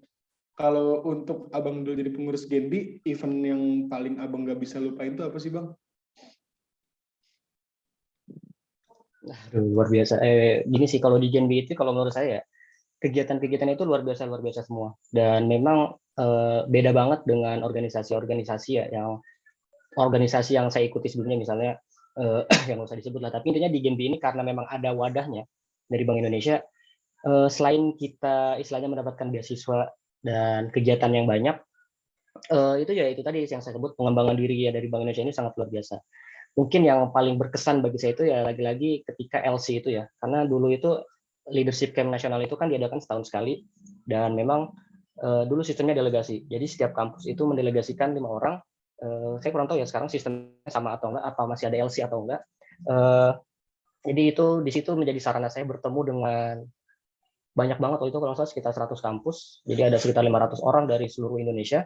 Di situ menjadi sarana buat jaringan banget sih bagi saya. Banyak juga saya ketemu teman-teman yang akhirnya saya ketemu, banyak banget teman-teman di Genbi pada LC itu dari kampus yang akhirnya saya ketemu di Bank Indonesia. Jadi memang pada LC itu sarana saya bertemu dengan orang-orang terbaik lah. Kan istilahnya nih penerima beasiswa Genbi ini udah terbaik banget ya. Saya yakin lah teman-teman sini udah emang pilihan terbaik banget. Top of the top, best of the bestnya UIN lah. Dan kemudian kalian bertemu lagi dengan best of the bestnya kampus Indonesia. Nah itu salah satu pengalaman yang luar biasa banget bagi saya, LC itu. Dan itu biasanya juga salah satu hal yang saya ceritain terus ya ketika wawancara kerja. Jadi memang, oh ya teman-teman, jadi ketika wawancara kerja itu, biasanya pewawancara itu sering banget tertarik beasiswa Genbi, beasiswa Bank Indonesia ini atau Genbi. Nah itu salah satu yang keunggulan kita. Jadi teman-teman bangga banget nih bisa masuk Genbi. Manfaatin nanti ketika wawancara, sharing pengalaman-pengalaman kalian di Genbi itu seperti apa, karena memang ya di Genbi ini kita impact-nya tuh kerasa kan ya. Jadi kegiatan-kegiatan kita tuh bukan hanya sekedar internal, tapi juga ada pada lingkungan. Genbi in action ya. Kalau nggak salah kemarin masih ada ya bersih-bersih waduk, bersih-bersih waduk situ apa? Oh, situ Gintung. Dan kalau saya ke situ juga masih ada posternya nggak? Dulu kan biasanya ada pelang poster Genbi tuh. Nah itu kebetulan dulu saya yang bikin tuh. Kalau misalnya masih ada, wah mantap banget itu, masih utuh sampai sekarang. Jadi memang itu luar biasa banget. Impact-nya berasa. Kita juga dapat return dari Bank Indonesia berupa pengembangan dan juga dukungan untuk keuangan kuliah. Jadi memang luar biasa sih Genbi ini. Ini tuh. Baik Bang, terima kasih Bang jawabannya. Mungkin nih makin semangat lagi nih Bang. Kami daripada Genbi untuk semangat terus berorganisasi di Genbi Win Jakarta terutama. Nah mungkin untuk penanya yang lain nih dari teman-teman Genbiers, langsung di on mic aja ya. Yang nanya untuk peserta yang lainnya juga jangan lupa untuk on cam ya, biar makin semangat nih. Yang nanya-nanya juga langsung on mic aja. Ayo teman-teman, siapa lagi yang mau nanya? Kak Ricis mungkin, Kak Indah, atau Pres Mulki nih mau nanya nih. Boleh, mau nanya nih. Bang Siap, Haris. silakan Pres. Oke, izin ya Bang Haris. Sebelumnya makasih banyak nih Bang udah menyempatkan waktunya buat hadir di tengah-tengah kita, sharing-sharing ilmu dan pengalaman nih sama kita gitu kan. Mau nanya khususnya nih tentang PCPM nih Bang. Gitu. Nah, sistemnya tuh ketika kita udah berhasil lolos PCPM nih, itu tuh kan pendidikan ya Bang. Itu berarti belum diangkat menjadi karyawan Bank Indonesianya ya, atau nanti itu di bagian apanya sih gitu Bang, posisinya gitu Bang Haris ini gitu. Nah mungkin supaya teman-teman Genbi yang lain juga ada gambaran gitu untuk proses kita gimana bisa berkarir atau mulai berkarya di Bank Indonesia gitu. Gitu sih Bang paling, supaya lebih clear aja gitu karena masih bingung gitu. Baik, terima kasih Pres. Mungkin Bang Haris bisa langsung dijawab Bang, biar kita tanya jawab aja. Siap, ini tentang PCPM ya. Jadi mungkin pertama-tama teman-teman, jalur masuk kerja di Bank Indonesia itu ada banyak, bukan banyak sih intinya, ada beberapa ya. Ada PCPM, ada PCPM itu pendidikan calon pegawai muda atau pendidikan calon pegawai assistant manager. Lalu juga ada PCS, pendidikan calon pegawai tingkat staff. Lalu juga ada multi level entry, itu biasanya misalnya melalui jalur PKWT atau pro hire. Nah, PCPM ini merupakan jalur yang mungkin salah satu jalur yang paling prestisius di Bank Indonesia. Karena memang melalui PCPM ini itu kita nggak serta-merta langsung bekerja. Kalau di PCS itu kan bisa ada pelatihan juga sih sedikit, tapi langsung kerja. Lalu juga misalnya di jalur PKWT atau jalur Pro Hire itu biasanya langsung terarah, misalnya kalian Pro Hire IT. Ya, kemudian maka jenjang karir kalian di Bank Indonesia itu adalah ya sebatas IT biasanya. Nah, kalau melalui PCPM ini memang semacam program kaderisasi dari Bank Indonesia sih, semacam program kaderisasi yang memang menuntut kalian untuk bersiap menjadi pemimpin-pemimpin di Bank Indonesia di masa depan. Jadi memang selama sekitar 1 tahun itu kita digemblang banget, dipersiapkan lah dengan berbagai macam pendidikan, mulai dari yang on the job bahkan atau yang off the job. Kalau sekarang ini karena saya masih baru ya, baru sekitar sebulan, itu kita masih off the job. Jadi kita masih banyak bentuknya kajian-kajian atau misalnya di kelas itu biasanya menghadirkan pembicara dari seluruh Bank Indonesia. Nah, di PCPM ini tuh kita statusnya itu sebagai calon pegawai. Tapi walaupun sebagai calon pegawai, itu udah banyak banget fasilitas yang kita terima, walaupun belum sepenuhnya ya. Ini mungkin kalau bicara masalah status pegawai itu perbedaannya yang mungkin tadi di bagian benefit atau fasilitas yang bakal kita terima. Mungkin belum bisa saya paparin secara detail di sini ya. Tapi ya intinya sebagai calon pegawai ini, tentunya kita juga tidak perlu khawatir. Maksudnya peluang untuk lanjutnya itu sangat sangat tinggi lah, asalkan kita mau fokus dan ya intinya fokus dalam mengikuti pembelajarannya. Misalkan ini pembelajarannya ada banyak banget, tugasnya juga luar biasa banget. Jadi memang di weekend ini juga banyak banget tugas, setiap minggunya tuh ada tugas yang diberikan. Tapi tentunya nanti di akhir at the end of the day ya itu semua akan balik ke kita gitu, yang memang itu fokus untuk pengembangan kita. Jadi di PCPM ini memang kalian dipersiapkan untuk istilahnya tuh nggak cuma di satu sektor lah, kalian bakal diputar-putar, nanti bakal ada belajar kebijakan moneter, belajar tentang sistem pembayaran dan sebagainya, dan kalian bakal banyak dirotasi. Dan ya itu PCPM ini memang salah satu jalur yang dibuat untuk kaderisasi menjadi pemimpin di Bank Indonesia nanti. Jadi kalau kalian minat, saya belum berani bilang apakah PCPM akan dibuka tahun ini atau tidak, tapi kalau melihat trennya ada peluang untuk dibuka. Jadi kalau memang kalian berminat, mulai siapin aja dari sekarang. Kalau mau tanya lebih detail tentang tes-tesnya seperti apa boleh nanti. Mungkin itu sih kalau masalah status pegawai atau itunya. Jadi itu kita sebagai calon pegawai. Dan tentu nanti di akhir ada asesmen apakah kita lanjut sebagai pegawai tetap atau tidak. Begitu. Oh, jadi ibaratnya kayak masih di pendidikan gitu ya, Bang ya. Masih tahap belum mulai ke teknis pekerjaannya segala macam ya. Tapi Ya, masih udah juga. Oh, udah juga. Jadi yang tadi saya sebut ada off job sama on the job. Jadi kalau off job itu kita belajar banget nih, cuma depan laptop, kelas online dan sebagainya. Nanti ada on the job. Apa sih on the job itu? Yaitu tadi kita bakal dirotasi keliling-keliling. Bakal dirotasi keliling satker di Bank Indonesia, dan mungkin juga kita bakal dirotasi keliling KPW. Nah, nanti setelah itu bakal ada penempatan nih. Nah, penempatan ini biasanya yang bikin deg-degan karena bisa dirotasi ke seluruh Indonesia atau bahkan ke luar negeri, ke KPW luar negeri yang ya itulah pasti kalau apalagi yang udah berkeluarga ya, yang udah menikah itu pasti cukup berat. Tapi itu salah satu risiko sih. Jadi teman-teman memang harus mempertimbangkan ketika masuk ke Bank Indonesia, berarti teman-teman ini adalah pemangku kebijakan. Dan kalian ya harus siap dengan konsekuensinya. Salah satu itu tadi harus siap keliling Indonesia. Mungkin ada yang senang juga bisa keliling-keliling atau bahkan sampai keliling luar negeri gitu. Mungkin begitu. Oh, oke Bang. Makasih banyak Bang atas penjelasannya. Udah Siap. lumayan kebayang nih soal PCPM gitu kan, jadi makin tertarik gitu. Teman-teman sih saya mendorong banget ya kalau teman-teman ada yang minat gitu, apalagi di Bank Sentral. Ini kan cukup unik ya, sebagai Bank Sentral itu independen, dan kalau saya boleh jujur, saya berani bilang sih Bank Indonesia salah satu institusi yang terbaik lah, karena memang mungkin teman-teman juga ya sudah banyak bertemu dengan insan-insan BI gitu ya, entah dalam kegiatan-kegiatan, misalnya tadi dengan Kak Kiko. Iya, Kak Kiko gitu.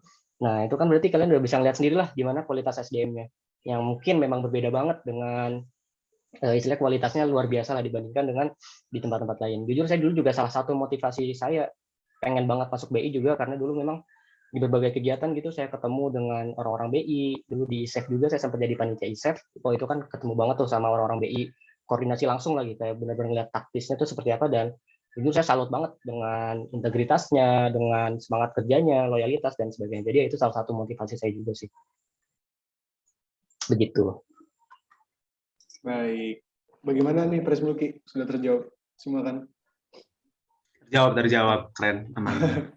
Makin semangat nih Bos Mulki nih. Iya, haruslah semangat pokoknya. Gimana nih teman-teman Genbiers yang lain nih? Apakah ada pertanyaan lain kan? Moderator, mungkin dari aku ada pertanyaan juga nih. Siap, silakan Kakak MC. Kan tadi Mulki mungkin kayak pendaftaran PCPM atau dan juga job desk dari kerja di Bank Indonesia itu kan. Nah, kalau dari aku apa sih Kak kayak tips and tricks nih untuk daftar PCPM dan kayak apa sih ya? Ya mungkin tips and tricks itu sih yang paling pengen diketahui nih sama Genbiers juga yang lain Kak. Oke, langsung ya? Apa di mana? Langsung Bang, mengenai tips and trick. Oke, tips and trick. PCPM ini jadi memang salah satu yang paling kompetitif ya.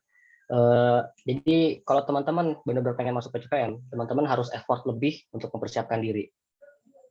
Sedikit bocoran aja, tahun ini, tahun ketika saya PCPM itu pendaftarnya itu sekitar 103.000. Jadi bukan ribuan lagi, tapi 100-an ribu. Banyak banget. Iya, yang keterima itu sekitar 193. Jadi tingkat acceptance rate-nya itu 0,15%. Jadi memang cukup kompetitif dan cukup sulit. Dan di tahun sebelum juga ketika saya nggak lulus itu sama, saingannya mirip-mirip gitu, ratusan ribu dan keterima juga sekitar 100-an. Jadi memang kompetitif banget. Nah, maka berarti teman-teman kalau emang benar-benar pengen banget masuk BI, tentu kalian perlu effort lebih. Kalau saya pribadi dulu, karena tahapan-tahapan di BI ini mungkin saya kurang tahu ya teman-teman udah lihat belum ya tahapan-tahapan masuk PCPM itu, ada administrasi, lalu ada tes ke bank sentralan dan sebagainya. Biasanya orang yang paling sering Google itu di tes ke bank sentralan ini, karena memang kan kalau yang non ekonominya itu mungkin akan jadi sedikit tantangan lebih karena ada sangkut pautnya juga nih dengan ekonomi, tentang kebijakan sentral, lalu tentang uang rupiah dan sebagainya. Bahkan dulu saya juga sampai ngapalin nama-nama tokoh di uang rupiah gitu. Mungkin kalau kalian ditanyain misalnya siapa tokoh nasional di uang 5.000, ya mungkin kalian juga nggak tahu ya. Dulu saya juga sebelum masuk PCM nggak tahu gitu. Akhirnya kemudian ya saya ngapalin gitu uang tokoh-tokoh di uang rupiah tuh siapa aja dan mereka tuh kontribusinya apa dan sebagainya. Sebenarnya teman-teman, semua materi PCPM itu ada di websitenya Bank Indonesia. Jadi apalagi sekarang Bank Indonesia ini semakin itu kerjanya Dekom ya tadi, kerjanya Kak Kiko tadi, memang itu semakin transformatif, jadi memang semua informasi itu lengkap banget di Bank Indonesia. Jadi kalau emang kalian mau persiapin dari sekarang, mulai aja coba baca-baca Bank Indonesia, itu kan biasanya nyambung tuh, nanti ada visi, kemudian diarahin misalnya ke kelembagaan Bank Indonesia, lalu tugas dan sebagainya, jadi ya itu sih salah satu tips yang paling penting ya. Kalau juga mungkin saya bisa sebut ya, dengan teman-teman ada di Genbi ini salah satu kesempatan yang salah satu keunggulan lah yang belum tentu didapetin oleh teman-teman lain. Ini bukan berarti kalian auto masuk ya, maksudnya bukan berarti dengan kalian Genbi bisa langsung bisa dapat golden ticket masuk ke PCPM. Tapi kalau pengalaman saya pribadi di wawancara akhir itu kita bakal kan ada tahapnya itu cukup panjang ya, sekitar 7 atau 8 tahap. Di akhir itu pasti wawancara dengan direksi. Jadi pada waktu itu kita wawancara dengan direksi benar-benar petinggi. Jadi benar-benar bukan sekedar kepala unit atau sebagainya, benar-benar tingkat direktur ataupun bahkan ada beberapa yang langsung diwawancara oleh gubernur dan dewan gubernur gitu. Jadi pada waktu itu kebetulan saya diwawancara oleh Pak Erwin. Pada tahu Pak Erwin nggak? Pak Erwin itu kepala Dekom, direktur eksekutif Dekom. Jadi memang dia ini ya bapaknya Genbi lah istilahnya, benar-benar yang memegang proyek Genbi ini. Jadi itu ada faktor luck juga sih. Jadi memang itu beruntung. Dan akhirnya di situ karena saya tahu nih beliau ini direktur eksekutif komunikasi, saya unggulin lah. Dalam wawancara itu saya sebut-sebut terus soal Genbi, tentang aktivitas-aktivitas di Genbi, kemudian juga saya berpartisipasi di ISEF dan sebagainya. Jadi itu tadi, teman-teman di Genbi ini manfaatinlah semua kegiatan-kegiatannya, karena itu bakal berguna banget buat dunia kerja nanti, gak cuma di BI ya. Teman-teman nanti di wawancara kerja di tempat lain juga pasti itu bisa menjadi salah satu pendorong lah, karena memang di beasiswa Bank Indonesia ini salah satu beasiswa yang berani saya sebut terbaik lah di Indonesia. Ini seperti itu. Mantap. Gimana nih Kak Putri? Udah terjawab dong. Baik, terima kasih Kak Haris. Cukup tips and tricks-nya mantap. Terima kasih. Sama-sama. Oke teman-teman Genbiers, next. Ini mumpung ada Bang Haris nih. Sebelum abangnya sibuk lagi nih. Mas Rifki mungkin, atau Bang Ipan? Ya boleh. Dapat. Siap, silakan Bang. Nah, izin Bang Haris, saya Ivan dari Terbiah. Mau tanya Bang, tadi kedengar pemaparan itu mah jadi don. Saya kan dari Terbiah, ya kan? Dari jurusan itu bahasa Indonesia. Nah, dari ratusan itu ratusan ribu turun jadi 100 gitu kan. Nah, bagi saya itu makin down. Apakah saya itu bisa gitu kan masuk ke BI walaupun orang pintar itu pasti kalah dengan orang yang untung gitu kan ya, motivasi saja. Nah, bagaimana tuh Bang menghadapi hal itu? Dan misalnya kalau mungkin saja saya bisa daftar gitu kan PCPM ini, apalagi saya kurang tahu nih PCPM itu apa, baru denger itu kan, dan kalau saya baca lebih ke ekonomi lah, dan saya pun kurang pengetahuan tentang ekonomi. Nah, bagaimana menghadapi hal ini? Terima kasih Bang. Baik, mungkin bisa langsung dijawab nih Bang Haris. Oh iya, oke. Tentunya ngedon ya pasti ngedon sih. Saya juga ngedon ketika pertama searching gitu tentang pengalaman PCPM yang memang, waduh, saingannya emang luar biasa sekali. Memang salah satu yang paling kompetitif ya. Jadi akhirnya, tapi lagi-lagi balik sih. Mungkin nggak sih, maksudnya kalau saya ngelihat ya beberapa lulusan, beberapa orang-orang PCPM ini memang kalau boleh saya bilang ngeri-ngeri. Jadi memang banyak lulusan luar negeri, pengalaman kerja yang tinggi dan sebagainya.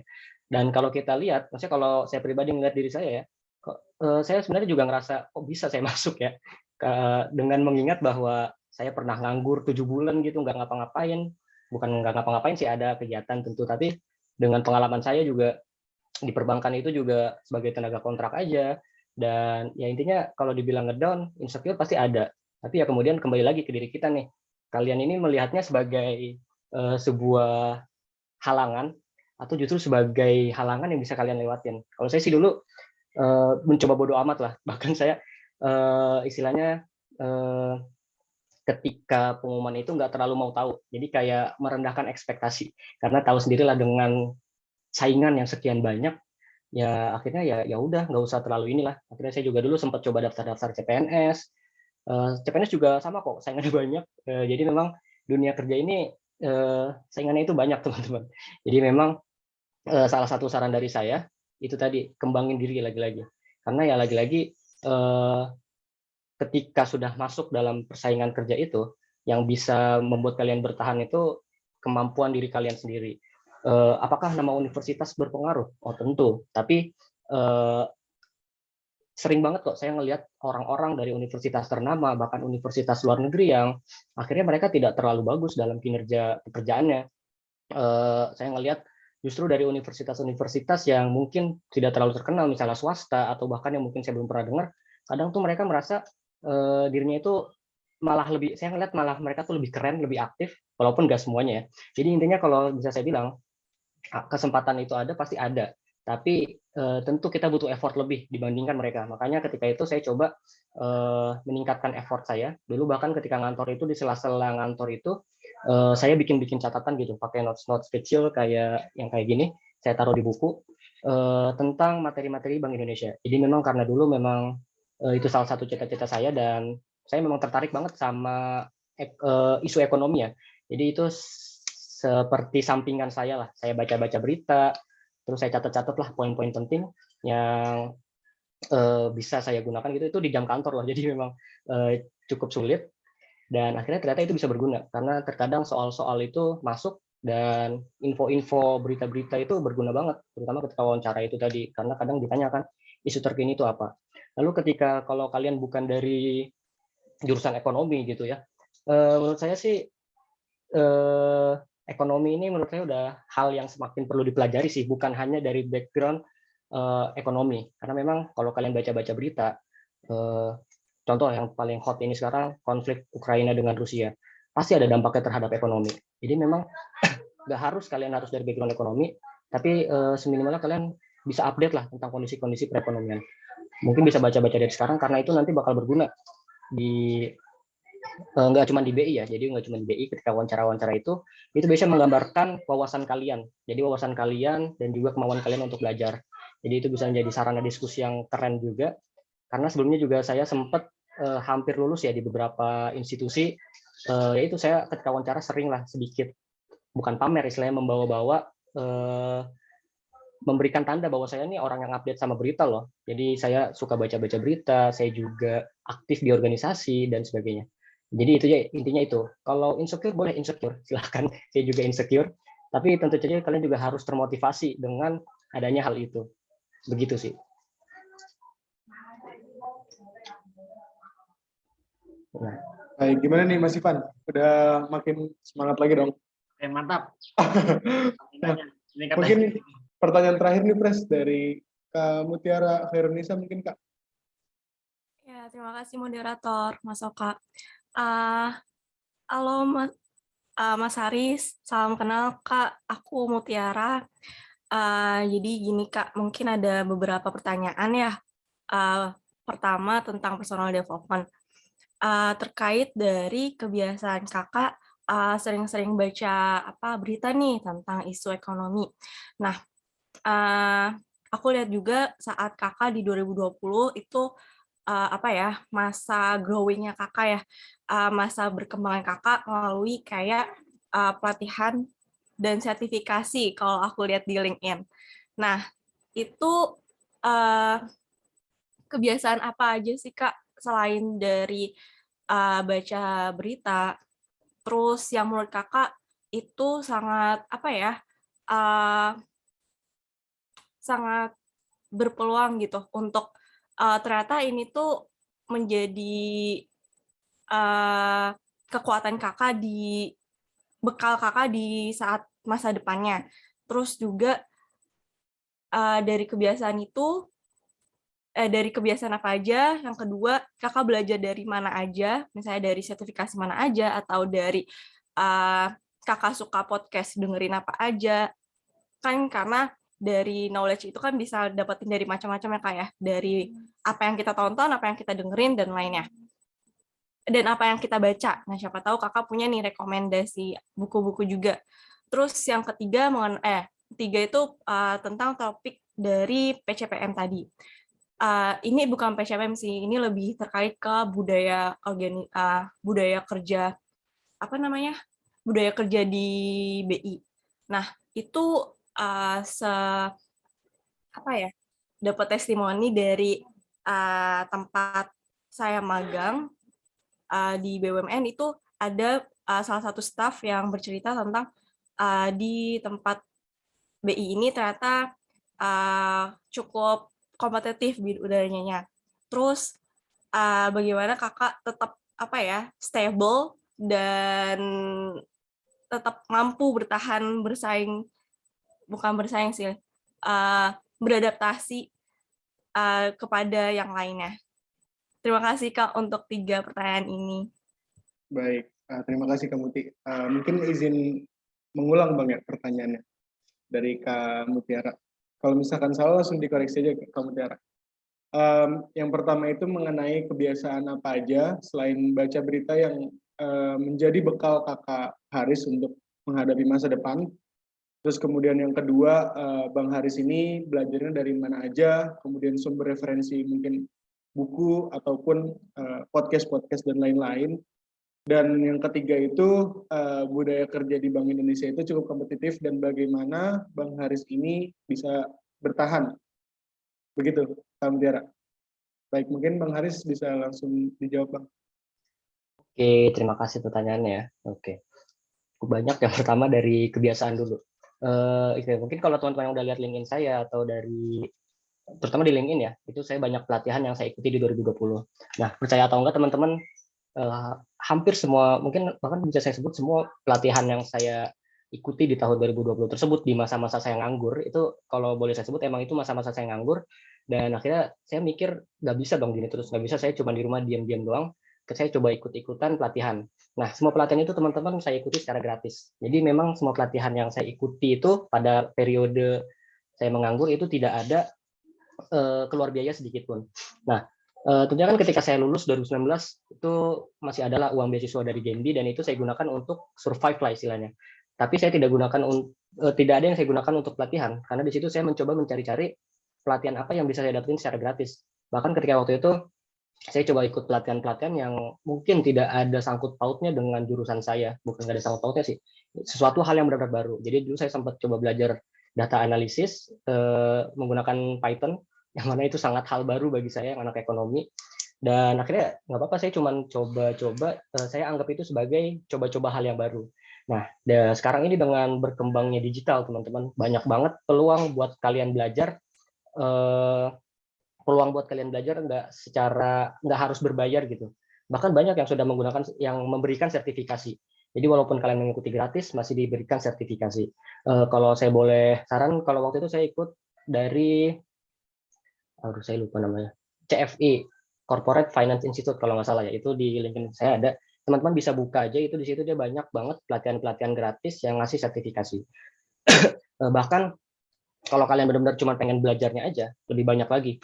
Jadi banyak juga tuh di Udemy dan sebagainya yang memberikan kalian pembelajaran gratis tapi tanpa sertifikasi. Jadi itu memang murni kalian mendapatkan ilmu, dan itu berguna banget juga sih. Mungkin itu yang pertanyaan pertama ya, kebiasaan saya. Lalu yang kedua, belajar dari mana? Belajar dari mana? Kalau belajar dari mana itu tentunya referensi ada banyak ya, mulai dari buku-buku.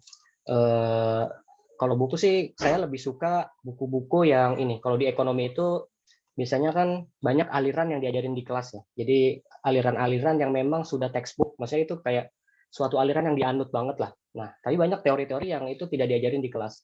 Jadi dulu saya suka banget baca-baca buku seperti itu. Misalnya ternyata ada teori ekonomi baru, misalnya teori ekonomi dari sudut pandang baru dan sebagainya, itu biasanya nggak diajarin di kelas. Jadi saya suka baca buku-buku itu. Tapi yang paling saya sering sih sebenarnya berita ya, karena berita itu gampang banget dan itu juga menjadi bukti bahwa kita update. Dan salah satu tipsnya juga mungkin kalau kalian teman-teman buka berita-berita misalnya asumsi, itu udah jenis berita yang semakin kekinian lah ya, asumsi, lalu juga di luar banyak New York Times dan sebagainya, itu biasanya kalian bisa subscribe untuk mendapatkan berita lewat email, itu gratis kok. Jadi kayak setiap pagi tuh kalian dapat highlight dari berita-berita harian. Jadi nggak harus lagi tuh kalian buka slide-slide swipe HP buat buka website berita yang mana kadang suka banyak iklannya ya, yang ngeselin banget tuh.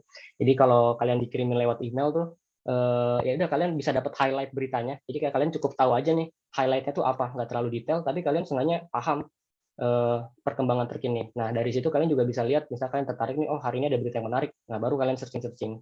Kalau saya sih tipsnya seperti itu. Lalu yang ketiga, budaya kerja di BI. Mungkin kalau saya pribadi, karena sekarang saya masih calon pegawai dan baru sebulan ya, dan maksudnya saya belum ngerasain benar-benar bekerja di lingkungan kantornya, saya belum cukup kapasitasnya buat menjawab. Tapi mungkin kalau saya boleh jawab, budaya kerja itu memang berbeda-beda di tiap kantor. Saya juga sering dengar emang budaya kerja di BI ini, yaitu tadi salah satunya kompetitif. Tapi kalau kita lihat sekarang, memang hampir budaya kerja di perusahaan itu semakin kompetitif. Maksud kompetitif itu budaya kerjanya semakin terbuka, jadi nggak terlalu birokrat banget lah kan. Kalau misalnya birokrat banget itu misalnya kalian harus manut banget saya pimpinan dan sebagainya. Nah kalau kayak di startup gitu-gitu, wah itu lebih santai lagi budaya kerjanya, biasanya benar-benar berdasarkan inovasi kalian, berdasarkan semangat kerja dan sebagainya. Tapi intinya dengan budaya kerja yang berbeda-beda ini, teman-teman ini harus siap. Karena kalau saya boleh bilang ya, jadi kan saya ini di 3 tempat yang berbeda nih pernah bekerja. Pertama bekerja di institusi NGO internasional, itu yang berarti tidak profit base ya, jadi tidak mencari keuntungan. Lalu saya pernah juga bekerja di swasta atau BUMN di bank, dan yang terakhir ini saya di institusi pemerintah. Nah, yang bisa saya pelajari dari bekerja di 3 jenis tempat yang berbeda ini, yaitu tadi teman-teman harus siap dengan segala perubahan. Karena etos kerja dan budaya kerja dari masing-masing perusahaan itu berbeda.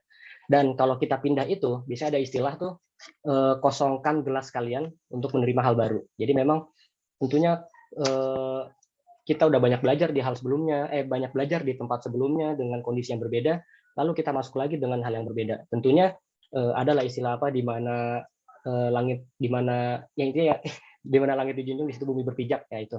Intinya kalian harus mengikuti budaya kerja di tempat yang baru. Tapi tentu harus jaga prinsip juga ya. Misalnya kalian punya prinsip akan satu dan hal lainnya, tapi tetap sembari mengikuti ketentuan budaya kerja, etos kerja di tempat yang baru. Mungkin seperti itu sih. Maaf kalau ada kurang, boleh tanya lagi sih.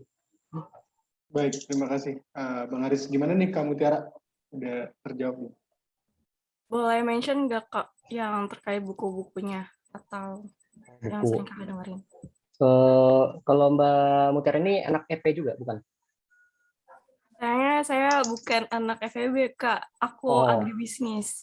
agribisnis. Kalau agribisnis juga kemarin banyak kok anak Genbi ya. Oke, tapi kalau kamu tertarik juga terhadap isu-isu ekonomi, saya bisa rekomendasiin ada bukunya Pak Budiono itu tentang perkembangan ekonomi. Jadi itu tentang, saya lupa judul secara detailnya, tapi itu benar-benar menjelaskan ekonomi secara detail dari terutama ekonomi Indonesia ya, ekonomi Indonesia dari awal sampai akhir. Lalu kalau podcast, saya paling suka itu dengar podcast asumsi. Jadi kalau teman-teman ada Spotify, itu ada tuh podcast asumsi, itu biasanya keren-keren banget pembicaranya dan penjelasannya itu biasanya emang relevan dan gampang dimengerti.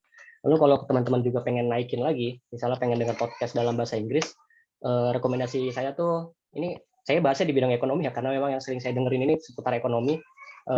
Rekomendasi saya podcast internasional itu ada dari IMF, International Monetary Fund, sama Planet Money. Nah, itu mungkin yang bisa saya rekomendasikan. Itu topik-topiknya seru-seru banget, dan bahasannya memang relevan banget. Jadi bahasannya itu maksudnya bukan yang biasa-biasa banget gitu. Benar-benar ngasih perspektif yang baru, terutama di asumsi itu sih, yang tadi. Karena memang bahasa Indonesia saya juga lebih paham bahasa Indonesia, dan bahasannya tuh seru-seru banget. Oh iya, teman-teman juga kalau misalnya itu bisa ngasih perspektif baru banget. Jadi kalian nih kalau di kelas nih ada sesi tanya jawab gitu, yang misalnya pasti banyak kan sesi tanya jawab yang kalian dapat nilai. Nah, itu bisa kalian manfaatin tuh dengan berbagai pertanyaan-pertanyaan yang kalian dengerin di podcast. Gitu sih. Oke, makasih banyak, Kak. Ya. Oke, Bang Haris. Mungkin ada closing statement nih Bang, dari tadi kan udah diskusi, udah ini tapi ada pertanyaan lagi nih Bang, dari sebentar. Oh, itu cuma informasi aja, Bang. Mungkin ada closing statement, Bang, dari Abang kepada kita nih, para Genbiers, supaya makin semangat untuk berorganisasi dan aktif di kampus, Bang. Oke, tentunya sih yang pasti, lagi saya menekankan semangat buat belajar sih ya. Jadi, terutama kalian yang sudah mendapatkan privilege lebih dengan bergabung di Genbi, manfaatin kesempatan ini, mulai dari kalian banyak belajar, lalu manfaatin program-program dari BI, pengembangan, pelatihan, dan sebagainya.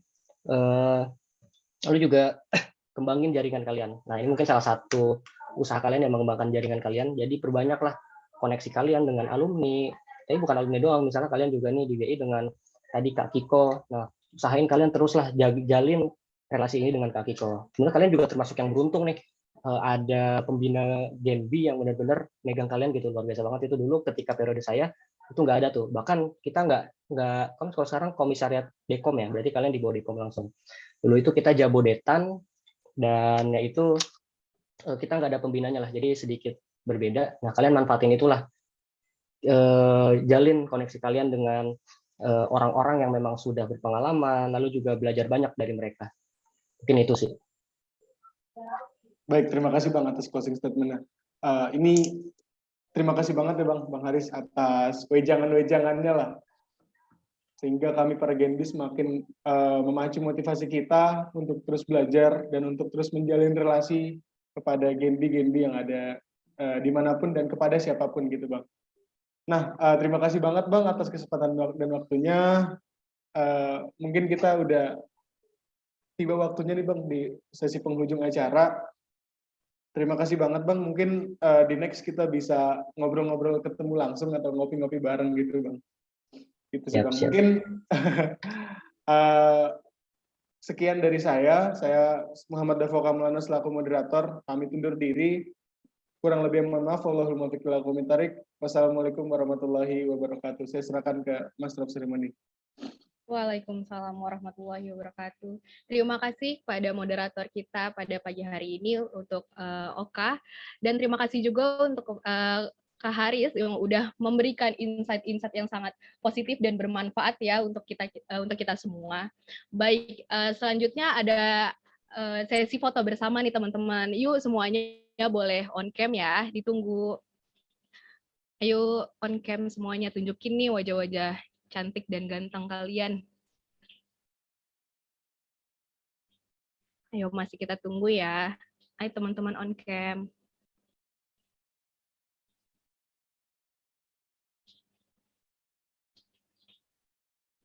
Ayo yang lain. Ade Megalia, Bismiati, Wilda, Rohimah, yang lain. Yuk on cam.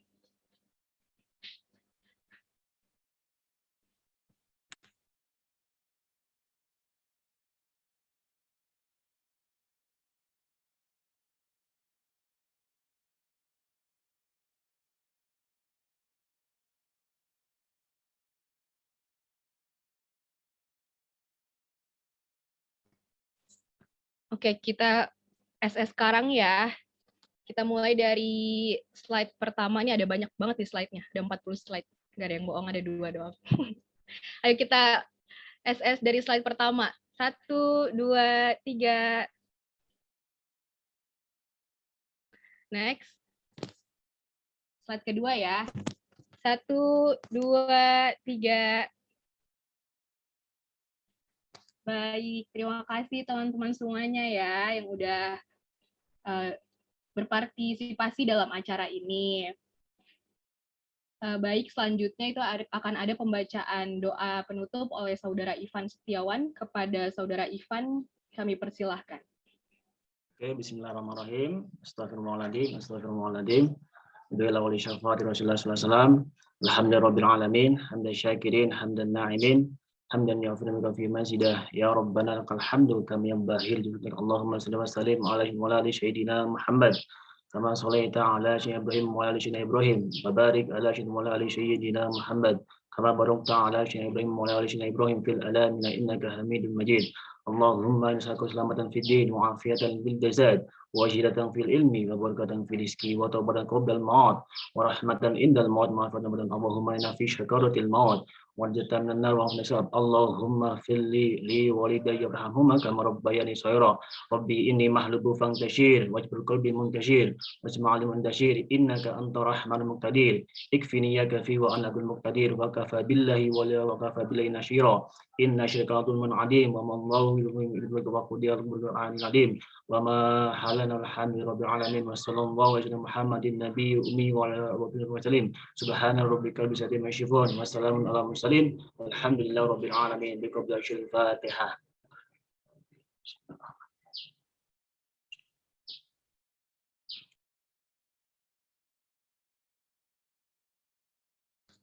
Amin, amin, amin ya Rabbal Alamin. Alhamdulillah kita sudah ada di penghujung acara Genbi Merajut kali ini. Terima kasih kepada teman-teman semua yang telah berpartisipasi aktif dan interaktif selama acara ini berlangsung. Semoga silaturahmi kita tetap terjaga meskipun jarak memisahkan kita ya. Baik, untuk reminder untuk teman-teman semua, seluruh peserta untuk mengisi absensi yang telah dikirim melalui room chat ya teman-teman. Baik, saya Putri selaku Master of Ceremony. Mohon maaf apabila ada kata-kata yang kurang berkenan dan pamit untuk undur diri. Selamat siang dan selamat beristirahat. Terima kasih. Wallahul muwaffiq ila aqwamit thoriq. Wassalamualaikum warahmatullahi wabarakatuh. Sampai jumpa di acara Genbi lainnya ya teman-teman. Bye. Jaga kesehatan semua teman-teman. Stay safe. Oke, terima kasih ya teman-teman ya. Banyak Bang. Terima kasih Kak Haris. Bang Haris. Sehat-sehat Ya. Bang. Kalau ada yang mau kontak Sehat, buat Kak. tanya-tanya lagi boleh, silakan ya. Baik, Iya, terima Bang. kasih Kak Bang, Haris. banyak. Oke, izin live ya.